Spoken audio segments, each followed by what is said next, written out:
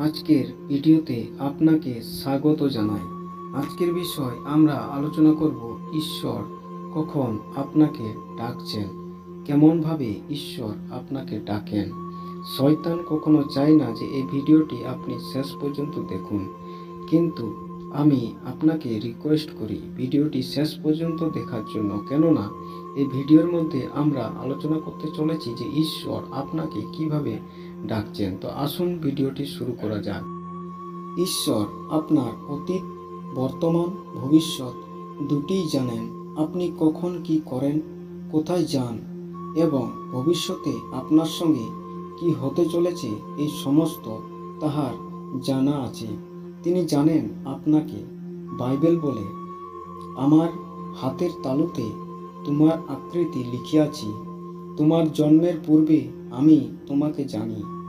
তাই আপনি যে কোনো জাতি, যে কোনো ধর্মের হতে পারেন, প্রভু আপনাকে জানেন। সাধু সুন্দর সিং তিনি খ্রিস্টান ছিলেন না, যিহুদিও ছিলেন না।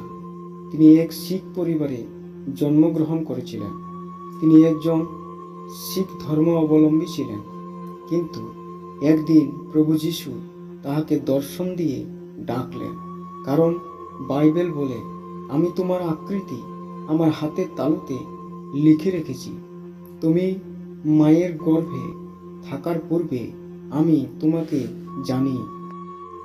ঈশ্বর মসিকে এক অগ্নির ঝোপে দর্শন দিয়ে ডাকলেন। এক রাত্রে ঈশ্বর বালক সমুয়েলকে ডাকলেন। খ্রিস্টতে প্রিয়, ঈশ্বর তিনি জীবন্ত, তিনি কথা বলেন, তিনি ডাকেন, তিনি সাবধান করেন, তিনি পথ দেখান। ঈশ্বর মানুষকে ডাকেন, কিন্তু মানুষ তাহার আওয়াজ শুনতে পায় না। কারণ পৃথিবীর পাপ মানুষের কান বন্ধ করে দিয়েছে, তাই তাহারা শুনতে পায় না। ঈশ্বর ডাকছেন, হে আমার সন্তানেরা, আমার কাছে এসো, কিন্তু মানুষ কান দেয় না।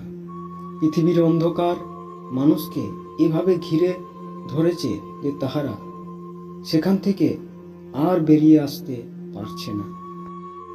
খ্রিস্টতে প্রিয়, ঈশ্বর আপনাকে ডাকছেন। ঈশ্বর আপনার অতীত, বর্তমান, ভবিষ্যৎ এই তিনটি বিষয় তিনি জানেন। আপনি যখন বাড়ি থেকে বাহিরে যান, তিনি আপনার সঙ্গে কথা বলতে চায়। 5 মিনিট তার সঙ্গে কথা বলুন প্রার্থনার মাধ্যমে। তিনি বলেছেন, তুমি যে কোনো জায়গায় যাবে, আমি তোমার আগে আগে যাব, তোমাকে রক্ষা করিব। বাড়িতে এসে তাহাকে ধন্যবাদ দিন। রাস্তায় চলতে চলতে ঈশ্বরের ডাক।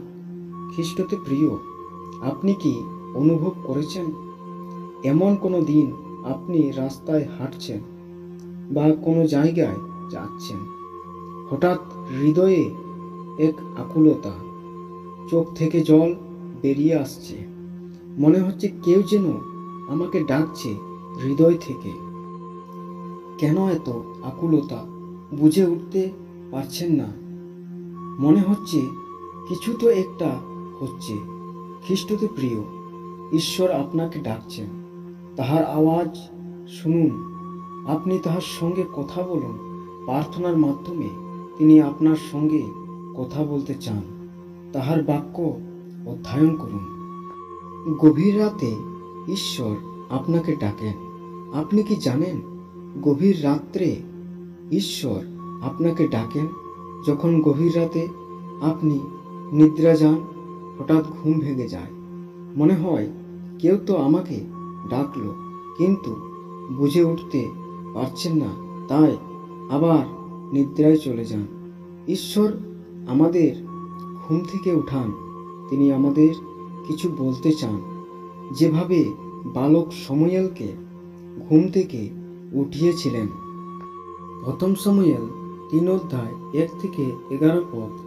ঈশ্বর সমুয়েলকে 3 বার ডাকলেন, কিন্তু সমুয়েল ঈশ্বরের ডাক বুঝতে পারল না।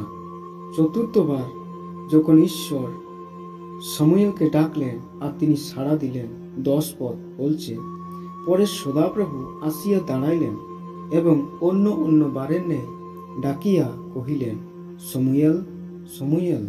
আর সমুয়েল উত্তর করিলেন, বলুন, আপনার দাস শুনিতেছে।